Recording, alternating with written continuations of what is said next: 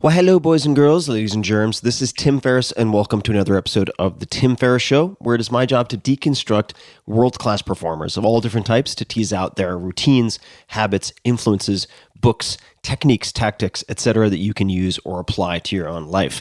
This episode is going to be different, and I have a surprise for you.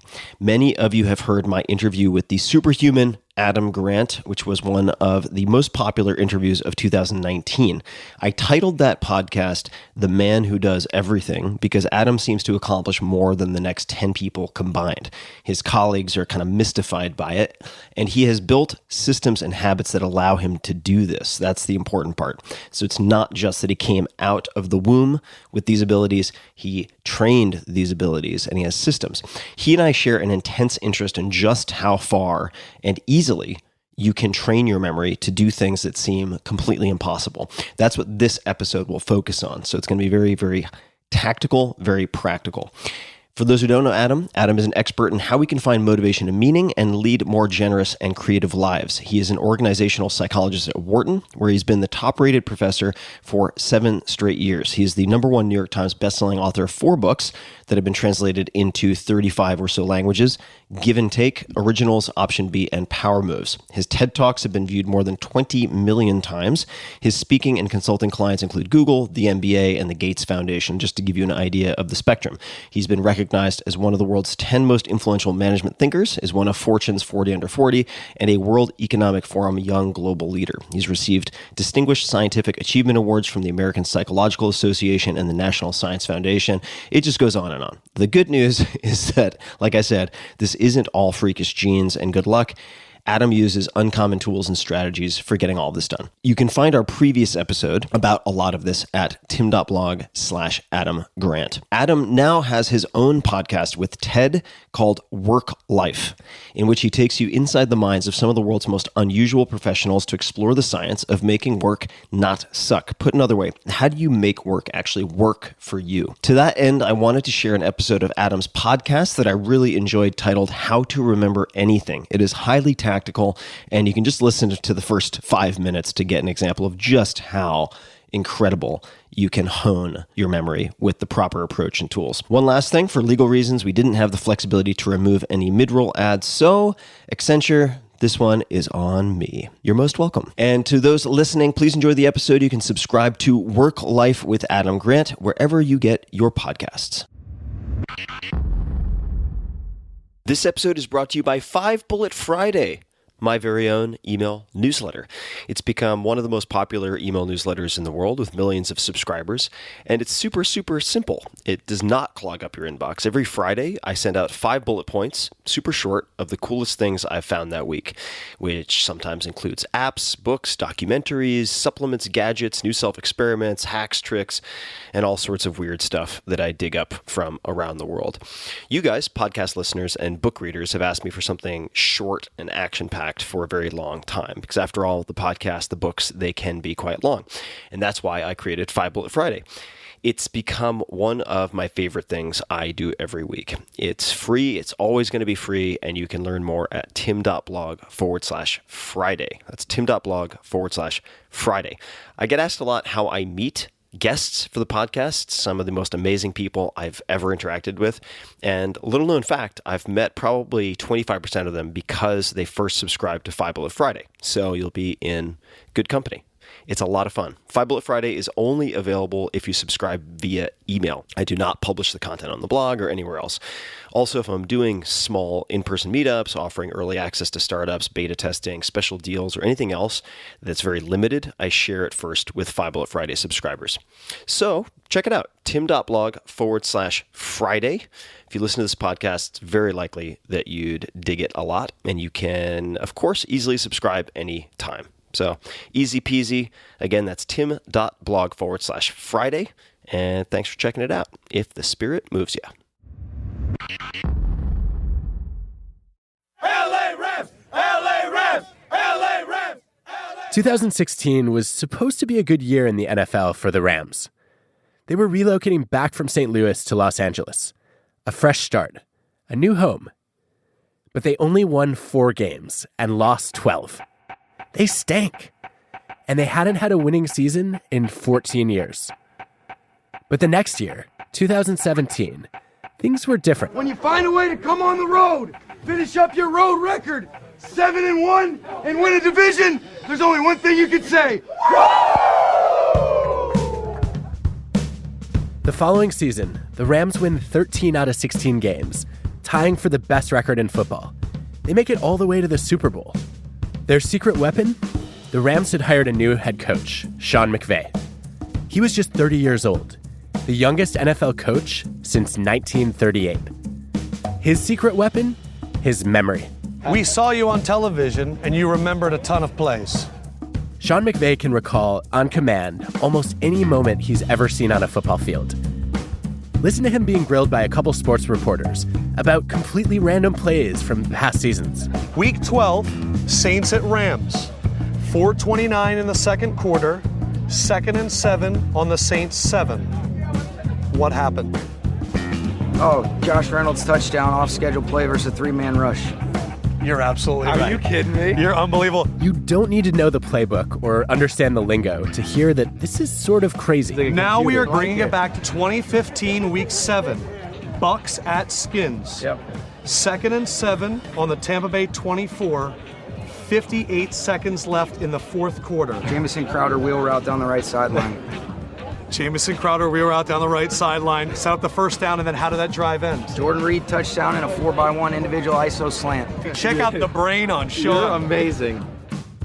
He even remembers plays going back 16 years when he was in the state semifinals in high school. This kind of recall gives him a big edge as a coach. When he needs to make a quick decision with the game on the line, he has an entire library of successes and mistakes at his fingertips.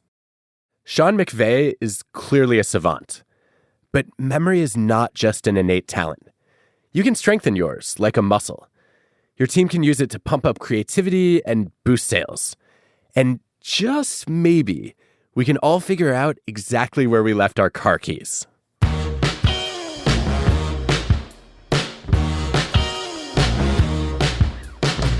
I'm Adam Grant, and this is Work Life, my podcast with Ted. I'm an organizational psychologist. I study how to make work not suck.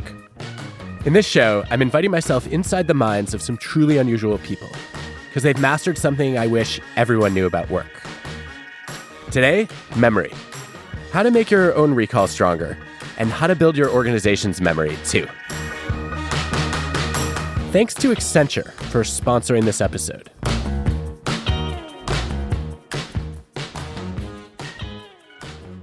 Through most of human history, the most valuable people to have in your tribe were the ones with great memories. Even in the era of cavemen, your life depended on that friend who remembered which mushroom was poisonous or where to find water in a drought. As civilizations developed, you needed to remember which merchants were trustworthy and which guilds were hostile. In Lincoln's era, a mark of a well-read person was the ability to quote at length from many sources. Now, you're probably in the habit of outsourcing your memory to electronic devices. But the ability to retain and recall information in your head is still crucial. One, it helps you establish expertise under uncertainty. If a car salesperson knows safety specs off the top of her head, you'll assume she knows what she's talking about. Two, having a good memory is essential for making fast decisions. When a patient goes into cardiac arrest during a procedure, surgeons don't have time to run a Google search about what to do. And three, memory helps you build and maintain relationships. You expect a financial planner to remember your risk preferences. You want a therapist to recall how your worldview was shaped by your weird family. And before a performance review, you hope your boss hasn't forgotten all the good work you've done. As a professor, I've always encouraged my students to develop their memories. The problem was, when they'd ask how, I didn't really have a good answer. Then I came across this guy. I've been known to be, well, a little bit forgetful. Joshua Foer is a science journalist. For as long as he could remember, he'd had a terrible memory. What are the things that you've always had the hardest time remembering? Let's see, like why I just opened the refrigerator, to put the toilet seat back down. Just about every important anniversary and birthday of family members. I think maybe I've forgotten some of the things that I've forgotten. Back in 2005, Josh got an odd reporting assignment. Slate magazine sends me to go cover this wacky-sounding contest called the United States Memory Championship. The USA Memory Championship. What Josh observed were these competitive memorizers who had remarkable abilities. They could see photos of 100 strangers and remember all their names 20 minutes later. They could commit hundreds of random numbers to memory in just 15 minutes. And they could repeat the sequence of a whole deck of shuffled playing cards after looking at it for only 5 minutes. How does a person do that? I figure these are going to be like a bunch of freakish savants, Rain Men basically, who have these incredible memories. And what I discover is something totally different. They are just like normal people with normal memories, and that they've trained themselves using a set of ancient techniques to become these memory champions. And I wanted to find out whether I could do that too. So Josh, with his spotty memory, started training with a master of the sport, and eventually wrote a book about the experience called Moonwalking with Einstein. They weren't making this up. It is absolutely true that when you learn these memory techniques, you can perform astounding feats of memory. And this is verified not just by my own experience, but by like 2,500 years of history of people using these techniques, and by a whole bunch of science. Incredible memory capacities are latent inside of all of us if we sort of use the right techniques to awaken them. So how do these champion memorizers do memory? A lot of the earliest accounts that we have of memory techniques come from books on oratory, on how to be a persuasive speaker. And, you know, like when Cicero was getting up in the Roman Senate to deliver his stem winders, he was doing that from memory. If you want to memorize a speech, don't try and memorize it word for word, because that's just it's going to make you sound robotic. You're going to, forget the next word. That's not a good way to speak persuasively. What you should do is create an image of each of the topics that you want to talk about in your speech. Put the images of those topics into a memory palace. A memory palace. Because abstract words, numbers, and ideas get stickier when you connect them to a concrete image and a familiar place. So pick a place that you know well and mentally attach things you want to remember to vivid images inside the different rooms. You create a wild, crazy, funny, colorful, bizarre, grotesque image in your mind's eye of each word in a list of random words that you're trying to memorize, and you visualize that image in a different room of your house. And you walk through your house creating these images. And when it comes time to recall the information, you just walk back through your house, and what you find is that the images are in the rooms where you left them. And I know that doesn't sound like it would work. Yeah, it sounds a little ridiculous. It didn't sound to me like it would work the first time I heard about this, but it's remarkably effective. And what you find is that you can almost immediately after learning this trick, you can memorize really long strings of information. Memorizing 100 random words in perfect order is almost trivial once you know this trick. The key is a sense of place. Place really matters in memory. In a classic experiment, psychologists recruited a bunch of scuba divers to learn a few dozen new words. The divers learned some words on dry land and others underwater. 24 hours later, they were tested for recall. If divers had learned words underwater, they had a much harder time recalling them on dry land, and vice versa. They were able to remember 30 to 60% more of the words when they were in the setting where they had originally learned them. So being back in the place where you learned something is where you find cues to help you retrieve it. And you can simulate that effect with the memory palace. If you put something in a particular place in your mind, you can revisit that place mentally at any time. Josh's go-to memory palace is the home where he grew up in D.C. I can walk in the door, I can see the black paint on the door and the brass mail slot, and I open it, and there's this, walnut credenza and floor made out of stone, and So when I create these visual images in that home, they are just like sticky.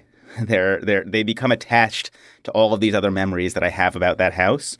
And so what I do, if I'm like, let's say, memorizing a shopping list, and I have to remember that the first item on the list is milk, say, I walk in that house and I would picture myself pouring a gallon of milk, maybe over my mother's head in that entryway of the house. And I picture the dairy dripping down her head and like what that would smell like and how she would be really annoyed about it. And like the more emotion and color you can attach to that image, the more likely it is that when I walk back through that house again later, I will be like, oh, you're right. Yes. In the foyer of the Four House is my mother dripping with milk. I have to pick up milk from the grocery store.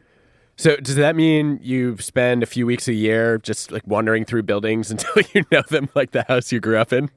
Yeah, so there was a time, I mean, especially during this year when I was training my memory, where I was basically a collector of architecture so that I would have this whole kind of city of memory palaces available to me in the competition. Nice. And so in a year of practicing that, you went from a journalist with a bad memory to what? Well, so the punchline of the story is I became the United States memory champion. So if you're interested in improving your memory, there's no one better to learn from than the forgetful guy who became the American memory champ in a year. Say you want to remember someone's name. What should you do? Come up with some sort of an association between the sound of a person's name and some aspect of their physical being. So what you're doing when you meet somebody is you're looking at them and saying like, hey, what's distinct about this person's physical presence? Something about their hair, something about their eyebrows, something about their ear. I mean, the truth is you're looking for like, what is weird about this person? Which means that to do this well, you have to be a kind of judgmental schmuck. Pop quiz. Do you remember Josh's last name? I said it a few minutes ago when I introduced him, but in case you need a refresher, here's how Josh approaches it. If I wanted to remember my last name, Foer, well, it sounds an awful lot like the number 4, I would look at myself and say, you know, well, I'm going to carve a number 4 into his head with a little butcher knife, and I'm going to picture the blood dripping down his face. Again, the more color I can put into this image, the more likely it is I'm going to remember it later. And what I've done is I've just created an association between this name, which otherwise wouldn't mean anything to me, and this guy's face. And that's not a guarantee that I'm going to remember that name later on, but what it's done is given me just like a little hook that makes it that much more likely that when I run into this person at a later date, I'm going to be able to fish their name back out. It's obviously a fun parlor trick, but have you used this in your job at all to remember people's names or anything about their families or, you know, any arcane details like that? Yeah, I certainly try to. There have been a few really delightful moments when I have remembered like not just somebody's name, but like the name of their kid or some just esoteric detail that they had dropped into conversation where I can give myself a big pat on the back because like, you know, the truth is when you remember something about somebody, you are demonstrating to them that you care. Think about your favorite teachers. They're usually the ones who remember not only your name, but your interests and talents. I bet they also had a wealth of information at their fingertips. They could answer seemingly any question by reciting a compelling idea, quote, or data point from memory. One of the things that is true about memory is we develop great memories for domains in which we have a rich knowledge base. So it's like not a coincidence that, you know, if you are an American history professor, you're going to have a great memory for facts about American history. And you're going to be able to integrate new facts that you learn about American history into your memory much more easily because you can make more associations. You can see this in studies of chess players. Researchers position chess pieces around a board and ask both chess masters and amateurs to study the board for 5 seconds. Then they ask both groups to recall the positions of the pieces from memory. The beginners made tons of mistakes, only correctly remembering the locations of a few pieces. Chess masters were able to do it with stunning accuracy. They could perfectly recall the positions of more than 20 pieces. The logical conclusion? Having a great memory makes you a better chess player.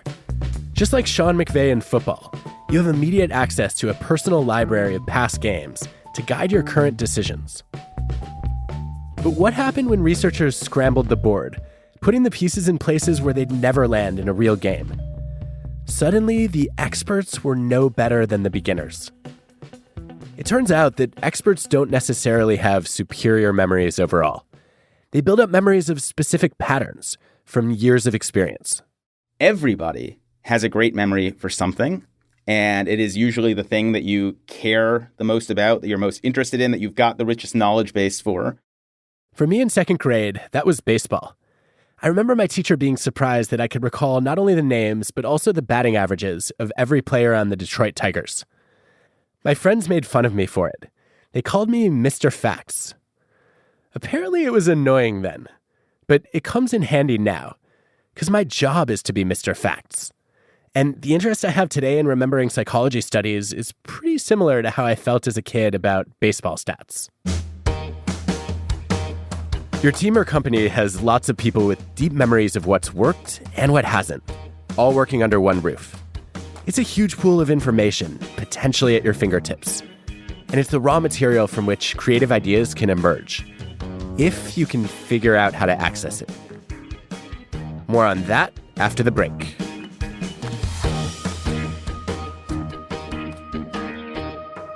Okay, this is going to be a different kind of ad.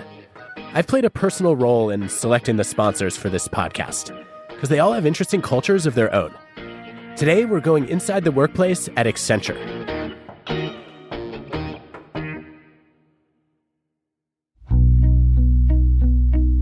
Research shows that when people have to put up a facade at work, they're more likely to feel emotionally exhausted and burned out. But when they have the freedom to express their values, they feel energized. That 5-10 minutes that I go pray and I come back, I'm recharged all over again. That's Asma Shahsamand. She's a devout Muslim. I use religion not as just an institutionalized mechanism, but more as a way of living, because I think that in all religions, the core is to be a good person, to treat others with love and kindness and compassion. Asma immigrated to Canada in the 1990s. She was a small child.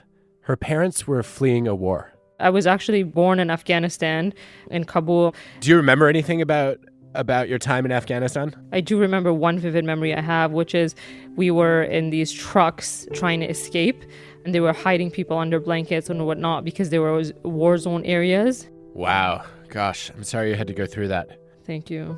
Her father eventually became an entrepreneur, and her mother studied engineering. Asma followed in their footsteps. She worked in tech and startups for years, and was always wary of big companies. I had assumptions when I came in, and I was very hesitant, I have to say to you, because I was like, I'm not going to feel like I can fit in. But Asma was intrigued by Accenture's newly formed Canada Innovation Hub. She reached out to the head of technology there, who invited her to Accenture's office in downtown Toronto. When I came in, I was so delighted to see the amount of diverse backgrounds. They were wearing hijab, they were different skin colors, and it was nice to see them around a table in an open space talking. And after those exploratory meetings, the girl that was working at reception that day, she told me in my language, she said, I hope that you join this firm. It's a good place to work. And she said it to me in Farsi, Asma eventually got a job at Accenture as a digital transformation manager. On her first day, she asked a coworker whether there was a place she could pray. I thought she was honestly going to take me to like a small little cubicle. She took me to a room, then I looked inside and we had an ablution area. Asma was taken aback by the level of care Accenture had put into getting the prayer room right. They didn't just have a place where Muslims could wash up before prayer. They also had prayer mats and dividers for people to pray separately. And I took a picture and I sent it to my mom, and it really reiterated my decision that I made a good decision. It's one thing to say that we're diverse. It's another thing to do it. Bringing your whole self to work is like you're flying, because you are not only productive, you're happier, and you're engaged in the work that you do, because you now feel like you don't have to worry about those things that are so close and dear to you. You don't have to hold them so close and dear to you anymore that you have to protect them. You can now share them with people around you.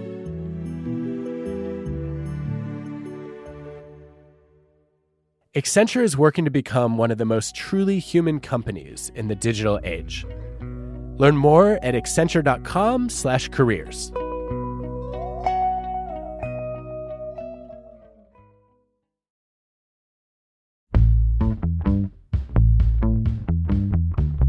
A great memory is a strong advantage in any workplace. But even stronger is a group with a great memory. Group memory is a roadmap to learning from the past. It helps you access good ideas that might have been forgotten and avoid repeating strategies that have already tanked. There are a lot of efforts to create sort of knowledge repositories or databases of past solutions. Andrew Hargadon is a technology management expert at UC Davis. He studies how organizations create and use knowledge. Consulting firms will have large databases of every presentation they've ever given to a client. And what was interesting about those was often how little people used them. If at all, they used them as essentially a glorified yellow pages to figure out who had done something related, and then they would immediately call those people. But people change jobs. They change firms. They retire. What do you do when there's no one left to call? You need systems for storing and retrieving this kind of information, so it's not lost when the person who knows it is lost. You need an organizational memory. Organizational memory is the collection of every product and campaign and strategy that a company has tried. As you can probably guess, a collection like that gets messy, fast. When we talk about organizations' memory, we think of it like a computer, where there's a file stored somewhere and we just need to track it down. But in terms particularly of smaller groups and teams, collective memory is more like a human memory. It's not always that simple to retrieve the right memory at the right time. It gets even harder as your organization gets older. The store of past knowledge is richer, and the people who created it are long gone. So what does the organizational memory of a century-old company look like? It looks like Raiders of the Lost Ark, Indiana Jones style, thousands of boxes, hundreds of thousands of photographic prints, thousands of material samples, probably almost 100 pieces of furniture. We're in Southwest Michigan at a furniture company called Herman Miller. They produced some of the most iconic pieces of furniture for work and home in the 20th century. The Aeron chair, the Noguchi table, the Eames lounge, and, love it or hate it, the office cubicle. So in this... Amy Osherman is their corporate archivist. She took us on a tour of Herman Miller's memory. Fire safe drawer. We have every ad that Herman Miller has produced, starting from 1931 to now. So here's an advertisement from the October 8th, 1949 issue of The New Yorker, America's foremost collection of modern furniture, sculpture and wood and glass. So that's cool. Herman Miller is 114 years old. Its organizational memory is all the information and knowledge that's built up in that time. Amy's job is to make sense out of all of it. I sometimes call myself the fancy dumpster because people will find old product and recognize that it's old, thankfully, and say, oh, it should go to Amy. There are drawers full of old templates, shelves full of old pieces of furniture, but there are also the stories that people tell about the place and the histories of various collaborations that resulted in products and ads. And all of that past can be drawn on when inventing the company's future. Should we go in the vault? Chairs everywhere. Many of the company's most popular pieces were first designed after World War II. This is like kind of the furniture hall of fame in here. Eames wire chairs up top. Oh, 1922. Oh, it smells like vinegar, so that's probably not a good thing. This chair was designed for the very top of the Time Life building in New York. The engineers and designers at Herman Miller have to evolve their products to suit changes in taste and newer forms of production and marketing, all while staying consistent with their historic look and feel. And to do all those things, they head for the archives. The role of an archivist becomes important for collecting the ideas of the past, adding the ideas of the present, and finding creative ways of combining the two. It's hard for me to imagine a week that goes by that I don't have some kind of conversation with Amy in our archives. Ben Watson is the chief creative officer at Herman Miller. About a product that hasn't seen the light of day for decades, or a part of the organization that no longer exists. A few years ago, the company relaunched the Herman Miller collection of home and office furniture. It was based on the modern-looking pieces that had originally made Herman Miller a big name in the 50s. So the design team looked back to its origins. By opening the archive, which included not only catalogs from every year, actual sketches and diagrams of designs that were never produced, variants of designs that were long since forgotten. We uncovered all kinds of solutions that the so-called experts didn't know anything about. And many of those discoveries led us to produce new ideas that became part of the collection, which today is a growing and thriving part of our business with significant amount of revenue. We found a lot of products that had a lot of resonance for today that we'd all forgotten about. Your workplace probably doesn't have an archivist, but you can play that role in your team, especially if you're doing creative work. Because although innovation can seem like a bolt from the blue, it's often the result of remembering ideas from one setting and applying them to another. Most innovations aren't novel ideas. They're simply ideas that a new audience hasn't heard yet. Andrew Harganon has found that it's critical to organize and access memories of what's worked and what hasn't. People who study organizations recognize, obviously, that organizations do things over and over, and they often get good at things, and they keep the good things, and they embed them somehow in the organization. They set up standard operating procedures. They set up routines. Apparently at one car supplier, engineers spent almost a third of their time solving issues that had already been solved elsewhere in their company. A good memory system can prevent that by making it easy for people to access existing solutions. But the challenge comes in when we need to distinguish between doing the same thing over and over and doing different things. And memory plays a key role in both of those. If we did something right and we want to keep doing it, we want to support that behavior. We want to encode it, sort of record it and play it back again. But we also want to misremember them when we start to come up with or start to look for new solutions. And that's where memory can play the second role, which is give us that big grab bag of things we've seen in the past that could be used in a different way again later. To understand how organizations draw on the memories of old products to solve new problems, Andrew studied the creative firm Design Continuum. A medical company had tasked them with designing something called a pulsed lavage. Pulsed lavage. It's an emergency room tool that creates a high-pressured pulse of saline solution. And it's used when you have a motorcycle accident or a bike accident, and somebody's got a lot of gravel or dirt in a wound. And you need to clean that wound out effectively. It needed to be safe, cheap, and disposable. Others had struggled to crack it, but the designers figured it out in just a few days, thanks to a little trip down organizational memory lane. Years earlier, their company had developed a totally different product that could solve the problem.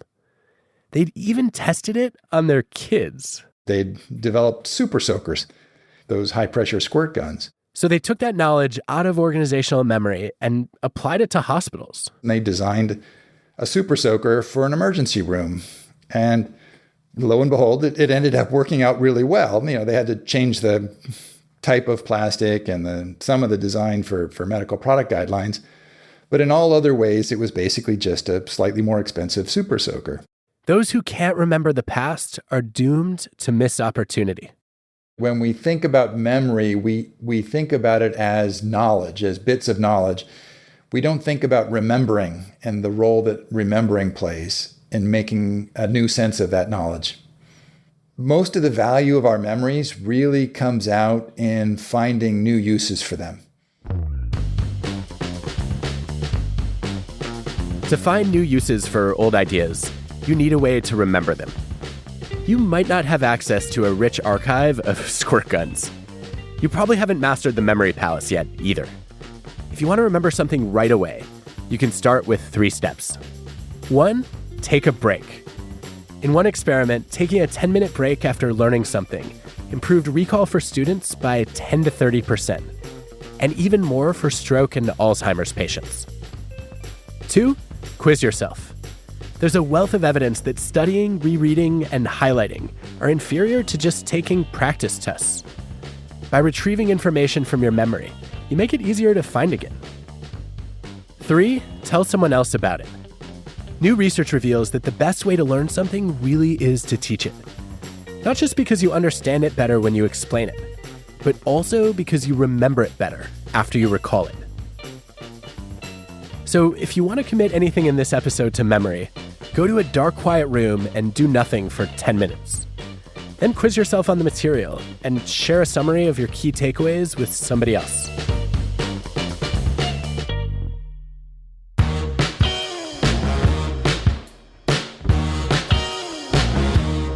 Work Life is hosted by me, Adam Grant. The show is produced by TED with Transmitter Media. Our team includes Colin Helms, Greta Cohn, Jessica Glazer, Grace Rubenstein, Michelle Quint, Angela Cheng, and Janet Lee. This episode was produced by Dan O'Donnell. Our show is mixed by Rick Kwan. Original music by Hansdale Hsu and Allison Leighton Brown. Ad stories produced by Pineapple Street Media. Special thanks to our sponsors, Accenture, Bonobos, Hilton, and JP Morgan Chase. Next time on Work Life. You know when your boss and your boss's boss and HR are sitting in the room that it's not going to be good. Facing rejection and bouncing back. The experiment with scuba divers was done by Duncan Godden and Alan Baddeley. The classic studies of chess players were by Adrian de Groot, William Chase, and Herb Simon. Appreciation to the late Dan Wegner for his seminal work on transactive memory. And a shout out to Neil McRae and colleagues on Source Memory. Thanks to Christian Jarrett, Ulrich Boser, and David Robeson for writing great summaries of the research on encoding learning through teaching, testing, and relaxing. To Deborah Ancona and Jim Walsh for their scholarship on innovation and organizational memory. And to Patricia Hewlin on facades of conformity. Finally, thanks to Bleacher Report for the Sean McVeigh audio.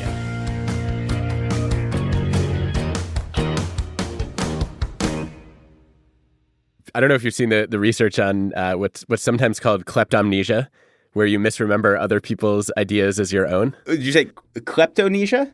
Kleptomnesia. Kleptomnesia. Yeah. I love it. Okay. Oh, that's brilliant. Do you have any advice on how to avoid those kinds of errors? Oof. How to be less of a thief of other people's ideas. I got to give that some thought.